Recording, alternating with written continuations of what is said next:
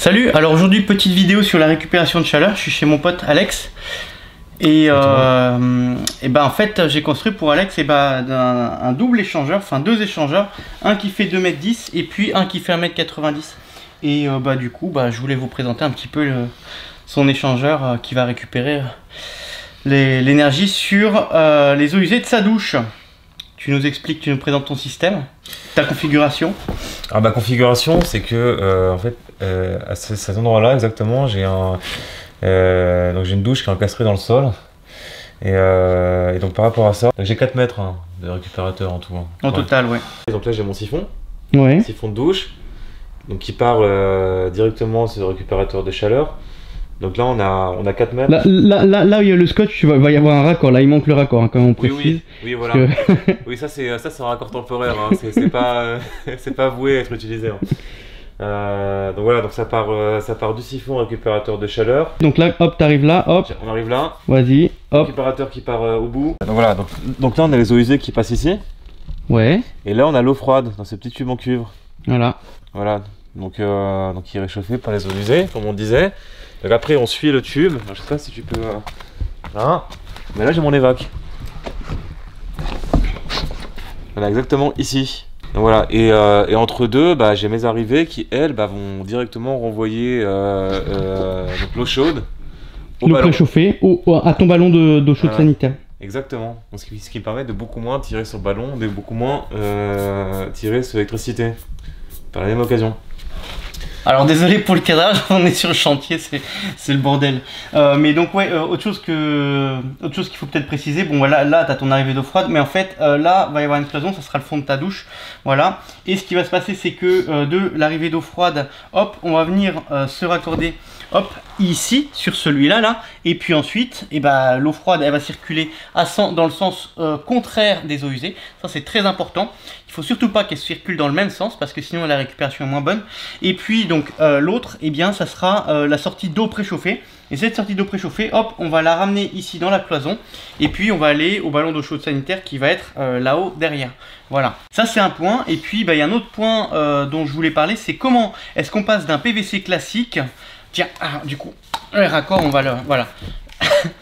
Le super raccord en scotch orange là, en fait ça va être un manchon femelle comme ça qui va venir à la place, voilà, là. Et pour passer d'un PVC en 40 à un cuivre en 42, et bien en fait ce qu'on utilise c'est ça, c'est Nicole qui fait ça, ça s'appelle des raccords type J. Et puis voilà, c'est ça en fait, on a ici un caoutchouc qui permet de recevoir le 42, alors initialement ça permet pas de recevoir un 42, mais le truc c'est que là, la bague, on a...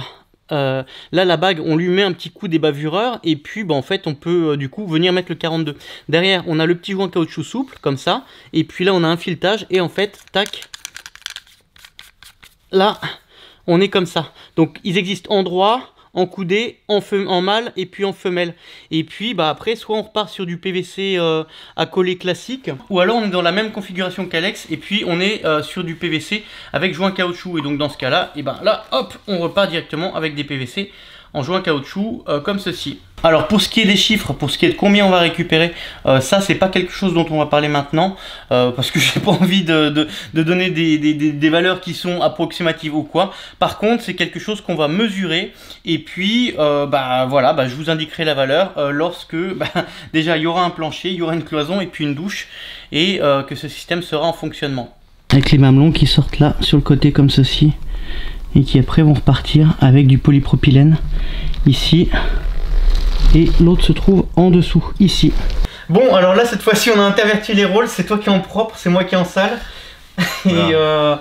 Et là, du coup, en fait, on va s'occuper des raccordements d'arrivée d'eau froide qui vont être sur l'échangeur. Et voilà, donc là, on a à peu près avec ce rail-là, là où va être ta cloison en placo. Là, on a ton joli bac à douche. Oui, voilà. Qu'est-ce qu'il est joli ce bac à douche. Ah il est joli, je l'adore. Non franchement une véritable beauté. Ouais. Putain il est lourd l'enculé. Ah oui il fait son point. Ouais. Et ouais on va... action mon gars. Allons-y. Allez. Hop. Oh la vache. Ouais. Putain. Faut y aller tranquillement. Ouais. Il est lourd. Attends. Voilà. Bon, alors là, qu'est-ce qui va se passer? On va sortir la polyfusionneuse. On va... Tiens, tu me passes les tubes, s'il te plaît? Merci. Oh. Allez, pète la colonne. Ouais. La colonne de froide de l'immeuble, génial. Ok, et puis bah vas-y, on va s'occuper de sortir les raccordements d'eau froide, ce qui va pouvoir te permettre de finir ton plancher et de pouvoir avancer. Allez, c'est parti. Ok, donc la polyfusionneuse, hop. Bon, ok, donc on va laisser chauffer la machine. Hop, ici, hop, on va avoir les raccords comme ça. Tiens, vas-y, je vais te mettre à contribution, je vais te faire couper du tube. Ok. Tu vas faire le petit assistant. J'aime bien couper du tube. Alors pour ceux qui connaissent pas, le polypropylène c'est ça, c'est des trucs comme ça. Et puis on chauffe avec cette machine, hop, on les fait chauffer. Quand c'est chaud, on en mange l'un dans l'autre. Et puis bah voilà, en fait le plastique ils fond. Et puis c'est comme ça que ça fait l'étanchéité. C'est le principe de la polyfusion. T'as pas un coupe-tube ou une scie à métaux? Si j'ai une scie à métaux, bah les couilles. Bon bah les couilles. À couper là. Mais je peux mettre une nouvelle lame je pense. Non, c'est bon, vas-y. Alors ici, tac. Là, on va être comme ça. Et puis après, le coude, lui, on veut qu'il remonte ici, là. D'accord? Il faut couper exactement, hop, ici. Super, donc c'est moi qui coupe. Merci. Ah, génial. Je peux couper. Hein, Non, c'est bon. Tu fais la marque, je coupe si tu veux.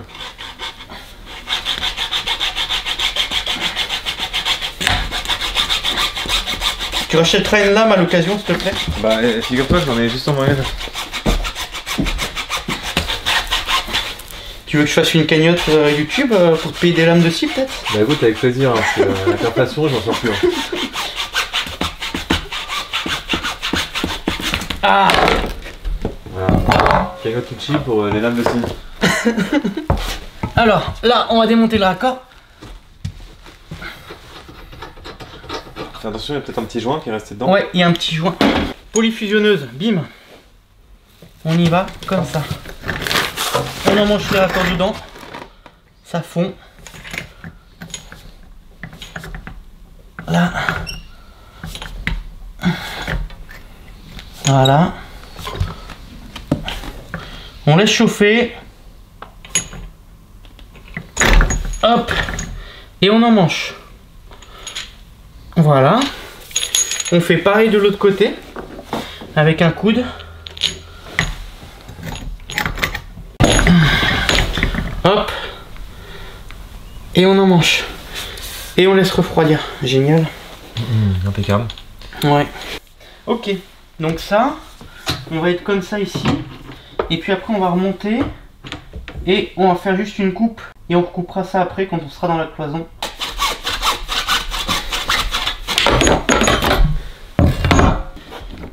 Alors je vous passe l'odeur, mais ça sent le plastique brûlé un peu quand même. Hein.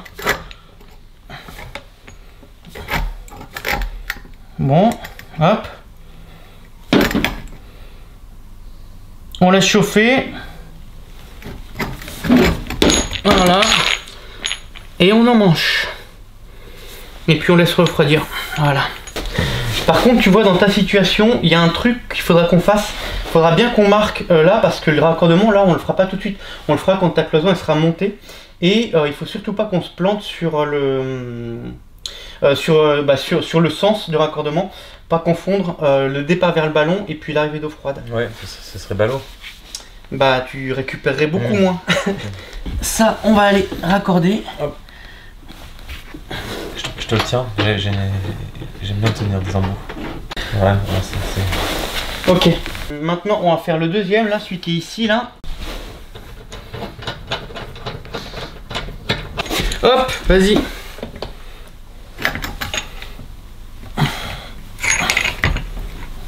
Là. Et on emmanche. Comme ceci, là. Voilà. Et puis là, bah, on laisse le refroidir et c'est étanche. Ok. Pareil de l'autre côté. On met un coude. On laisse chauffer. Ça fond. Hop. On retire. Et on emmanche. Et puis là, on le recoupera ensuite quand on fera la cloison. Ok. Hop. Ok, là on va se raccorder sur ce raccord là ici. Hop, voilà. Là il y a le joint qui est resté collé du coup sur le raccord. On a le joint caoutchouc, bim. On vient avec le bord plat et l'écrou libre. Ici on serre. Tac. Voilà. Et puis après, là, hop, on passe après le bac à douche. Et là on va être dans la cloison et on remonte dans la cloison ici. Bon, alors je viens de quitter le chantier d'Alex avec son échangeur de 4 mètres. Et puis retour au car. Et je vais maintenant procéder à la mise en épreuve des échangeurs de David et de Denis. Alors ça c'est une chose, et puis sinon ce que je vais faire un traitement aussi des échangeurs. Ça en fait c'est de l'eau oxygénée, et la formule c'est H2O2, et en fait c'est un désinfectant pour les plaies machin et tout, mais c'est également un désinfectant alimentaire. On l'utilise dans l'alimentaire pour nettoyer des cuves alimentaires. En l'occurrence là c'était pour des cuves de brassage de bière. Bon bref, c'est un autre sujet. Mais donc je vais mettre un petit peu d'eau oxygénée histoire de traiter, vu que on est sur quelque chose de sanitaire. Donc on va mettre un petit peu d'eau oxygénée dedans, sur les parties. Hop. Là. Je vais en mettre dans ma pompe aussi.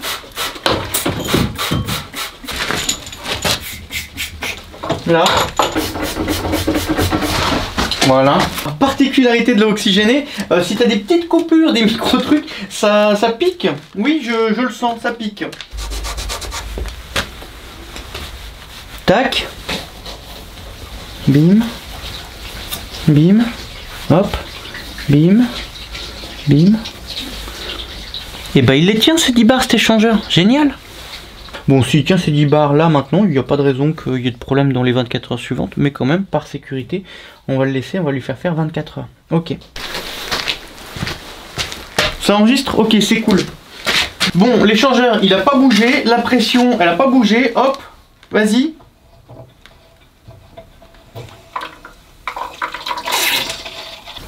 Ok, d'accord. Ok, j'enlève le bouchon, je le passe sur l'autre échangeur. Toujours pareil, clé à molette sur le mamelon, et puis on va venir ouvrir. Yes. Hop, on a toute l'eau qui s'écoule. Voilà, allez. Là. Voilà. Ok, et maintenant on va faire le suivant. Donc celui-là c'est validé. Et maintenant, hop, on va faire une mise à l'épreuve du suivant. Donc on reprend le bouchon. On va raccorder directement comme ça. Là. On va injecter l'eau. Et puis dès que ça coule à l'autre bout, je mets le bouchon.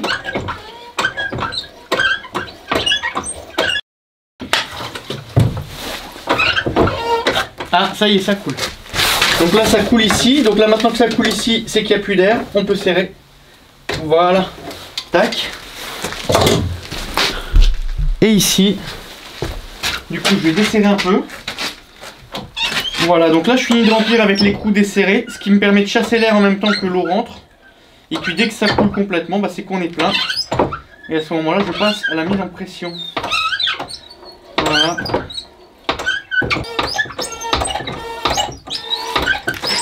Ça y est, on est plein. Ok.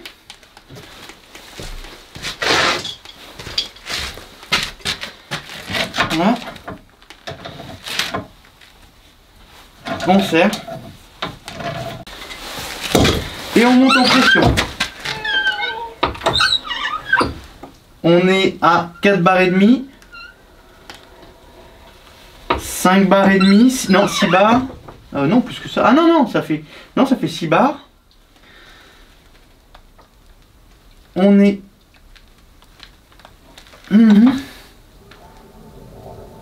On est à 10 bars. Tac. Ok. Merde, ça filme pas. C'est dingue ça. Si, ça filme. Bon, alors maintenant qu'on est en pression, je sèche mes soudures. Je passe mon doigt dans la poussière. Et puis je contrôle comme ça. C'est bon. C'est bon. Pareil de l'autre côté.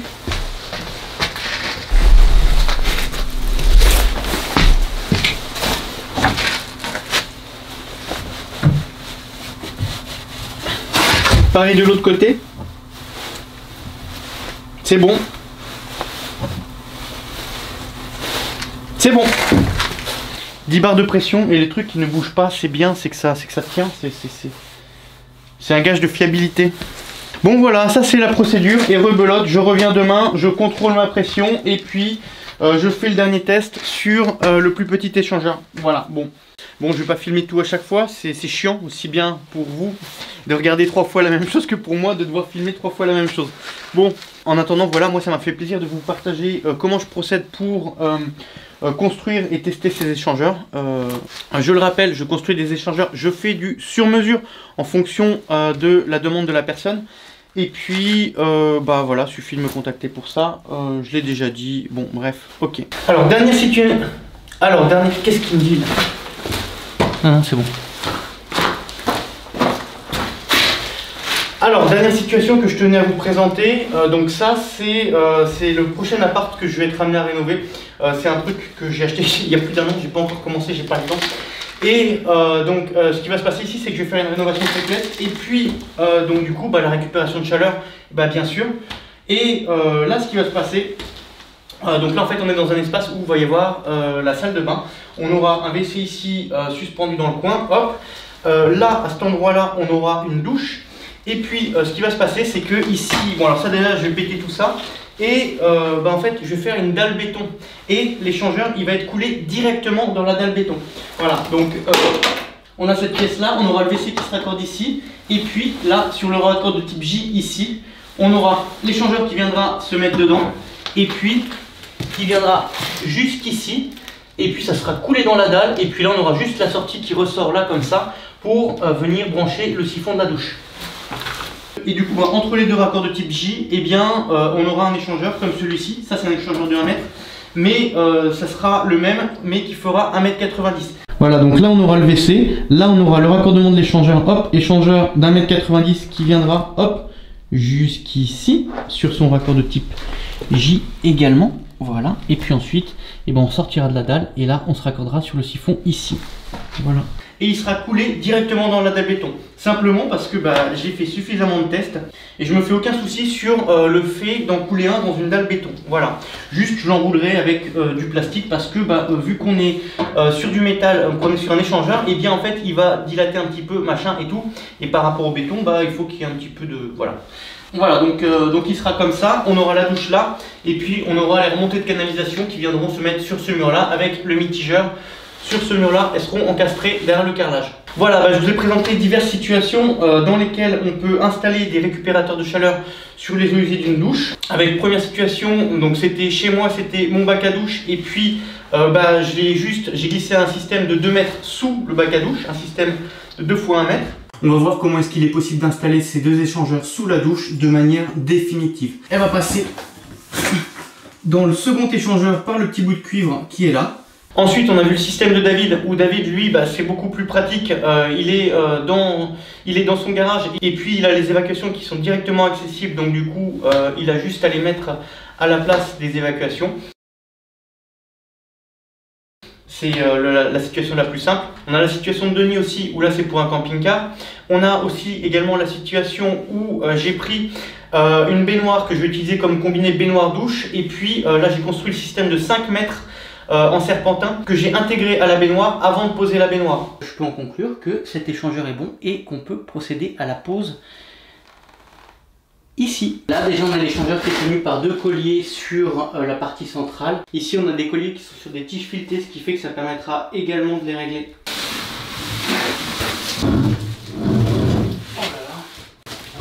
Et puis on a la situation d'Alex où là Alex lui et en fait son échangeur il est sous son bac à douche et il est encastré entre les poutres. Et il a un échangeur de 4 mètres. Et puis la sortie d'eau préchauffée pour lui se raccorde directement au ballon d'eau chaude sanitaire. Là ici, cette configuration dans cet appartement là, ça ne sera pas possible parce que l'eau chaude sanitaire c'est une production d'eau chaude sanitaire collective. On a un appartement et puis on a un compteur d'eau froide et puis un compteur d'eau chaude sanitaire.